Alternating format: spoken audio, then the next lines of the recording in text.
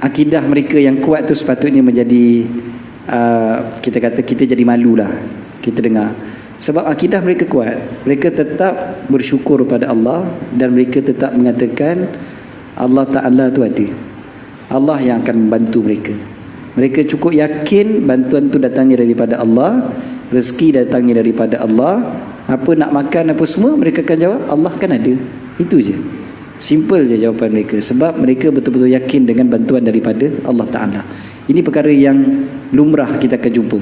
Kita jumpa satu orang yang kaki dah tak ada, tangan pun tak ada sebelah, dua-dua kaki tak ada, tangan sebelah tak ada. Kita tengok waktu tu dia tengah pakai kaki palsu, tengah nak pakai kaki palsu. Tengok macam dia pakai tu dengan begitu susah nak pakai. Jadi dia tengok kat dia, rupa-rupanya memang tangan dia sebelah pun tak ada kan. Jadi dia pakai tu, pakai kaki kanan, pakai kaki kiri, dia pakai kaki palsu dua-dua. Lepas tu bila tanya dia keadaan dia, dia boleh senyum seronok gembira. Dia kata apa? Dia kata alhamdulillah, Allah Ta'ala bagi aku macam-macam kan? Allah Ta'ala bagi macam-macam. Dia kata nanti mudah-mudahan dekat syurga aku jumpa balik semua anggota aku ni kan? Dia yakin begitu sekali. Dan inilah yang ada pada mereka. Tadi saya baca satu artikel disebutkan tentang umat Islam di seluruh dunia. Diceritakan tentang umat Islam Kashmir. Kebetulan minggu lepas saya di Mekah, saya jumpa dengan seorang orang Kashmir kan? Orang Kashmir tu dia ceritakanlah keadaan hidup dia di negeri dia lah, di India, di Kashmir. Sembang dengan dia. Kashmir ni satu ketika dulu waktu India dengan Pakistan nak dibelah dua tu kan, British yang mengaturkannya, maka perbincangan dilakukan, maka akhirnya Kashmir dapat pada India. Wilayah yang besar Kashmir berada di sebelah India. Walaupun Kashmir itu orang Islam, secara umumnya wilayah di India ni dibahagikan ikut mana yang majoriti Islam diberikan kepada Pakistan kan, mana yang majoritinya Hindu jadi India. Tetapi berbeza dengan Kashmir. Kashmir Islam tetapi dapat pada India. Waktu tu orang Kashmir tak rasa apa. Orang Kashmir rasa tak ada apa. India pun alah sama-sama je, kawan-kawan juga, geng kita juga kan, kawan-kawan. Tapi apa yang berlaku hari ini pada Kashmir? Umat Islam ditindas dengan begitu dahsyat sekali. Sama juga umat Islam campar kan? Satu ketika dulu umat Islam dicampar. Bila mereka membenarkan orang luar pendatang datang untuk berniaga dan bermasyarakat dengan mereka, tapi akhir sekali mereka yang tercampak keluar kan? Macam tu jugalah yang berlaku sekarang ni yang kita bincangkan apa sehari dua ni, Uyghur, macam mana sebutan ni pun saya tak tahu kan? Sebutan ni lain macam sikit, tulisan tu macam tu tapi sebutan ni lain tu kan? Jadi yang itu pun sama juga kan? Dia orang tu orang Islam, memang orang Islam. Dia orang pun tak sangka yang orang yang berniaga bersama dengan mereka, yang orang Cina yang berniaga dengan mereka apa semua tu, tiba-tiba dapat menguasai mereka dan akhir sekali menzalimi mereka pula. Di mana-mana juga di seluruh dunia itulah yang menimpa umat Islam kan, bila dibiarkan. Tetapi asasnya kalau kita tengok juga kebanyakan tempat ni, dia berpunca juga daripada orang Islam sama orang Islam gaduh. Orang Islam sama Islam yang gaduh. Akhir sekali dibiarkan orang luar yang menguasai. Yang di Syria, kalau kita tengok, yang berlaku pada asalnya pada tahun 2011, dia bermula dengan yang dipanggil sebagai Arab Spring. So Arab Spring bermula dengan bantahan daripada rakyat terhadap rejim Bashar Assad.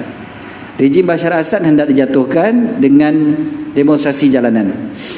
Dibunuh pula mereka yang berada di jalan kan? Dan memang Bashar Assad ni seorang yang sangat dahsyat. Memang bila dia nak halang bantahan tersebut, dia boleh gunakan peluru hidup je, boleh bunuh je semua orang bila-bila masa saja. Jadi ramailah yang mati.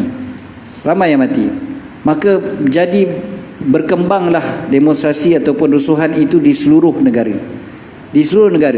Semua bangkit untuk membantah. Dulu dia orang tak berani nak bantah. Bahkan dia orang nak bercakap pun tak berani. Dia orang kata dinding kita ni ada telinga, dia kata. Dinding ada telinga. Nak bercakap anak dengan bapa pun pasal Bashar tak berani. Sebab takut apa sebenarnya? Bukan pasal dinding tu. Dia takut salah seorang daripada mereka tu adalah spy. Pasal bapa sanggup untuk laporkan anak sendiri dan anak sanggup untuk laporkan bapa sendiri. Jadi anak dengan bapa pun tak boleh percaya satu sama lain. Risau, takut dilaporkan kepada kerajaan. Kalau lapor pada kerajaan, kerajaan sekadar letak je nama, oh ni pembangkang, ada itu je, tak apa. Bila dilaporkan, besok hilang lah. Kan? Besok hilang, masuklah ke penjara, tak tahu bila nak keluar, kalau keluar. Itu benda yang biasa berlaku.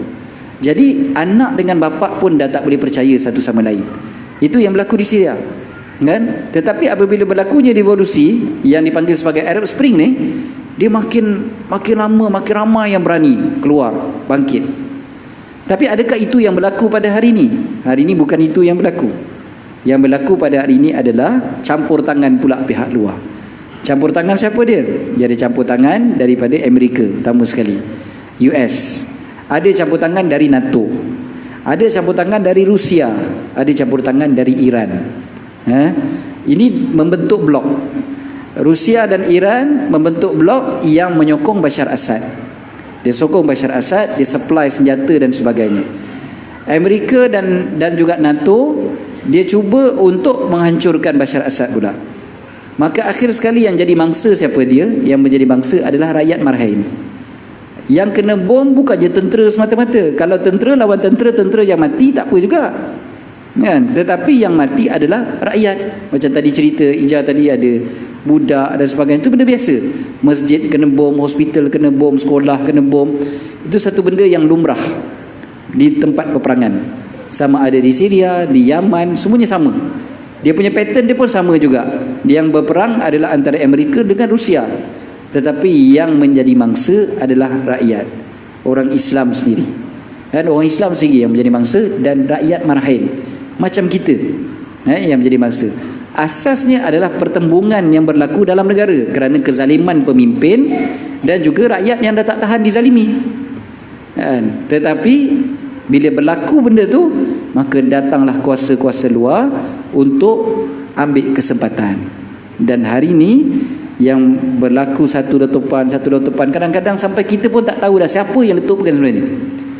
Tak boleh nak tahu pun sebenarnya. Siapa boleh maknanya secara pasti kata, oh ni memang Bashar punya helikopter. Oh yang ni NATO punya helikopter. Ni Rusia punya. Yang ini memang pejuang mujahidin tak ada helikopter lah. Dia gunakan roket dan sebagainya lah. So siapa yang lancarkan serangan dan sebagainya, siapa-siapa boleh mengaku dan siapa-siapa boleh didakwa. Tapi yang penting sekarang ni kita bukan nak tunding jari, kita nak membantu. Kita nak tahu, tengok rakyat yang menjadi bangsa sekarang ni, mereka yang dah ada dalam keadaan susah, yang disebutkan Rija tadi, sampai kena makan daun rumput, makan ranting kayu, bayangkan sup kucing kan? Kita boleh bayang tak? Kucing pun tak selamat lah kan? Kucing lalu kena sembelih buat sup kan? Bukan sebab halal, tidak, tetapi dah darurat kan? Darurat, dah kebulur sangat-sangat dah. Sampai gitu sekali. Sampai kotak pun dia boleh buat sup untuk makan. Maknanya dah kebulur sangat lah tu kan? Dah kebulur sangat lah. Jadi maknanya kalau kita perhatikan benda tu, kita tanya balik pada diri kita, sekarang ni aku macam mana? Aku ni ada tak sedikit rasa kepada mereka? Yang kita makan minum, kita sihat walafiat dekat sini, kita boleh tidur dengan nyenyak, kita ada kipas, ada aircon dan sebagainya, ada kapet lagi, kita punya masjid, kita punya surau, alhamdulillah. Yang kita buat tu apa dia sebenarnya?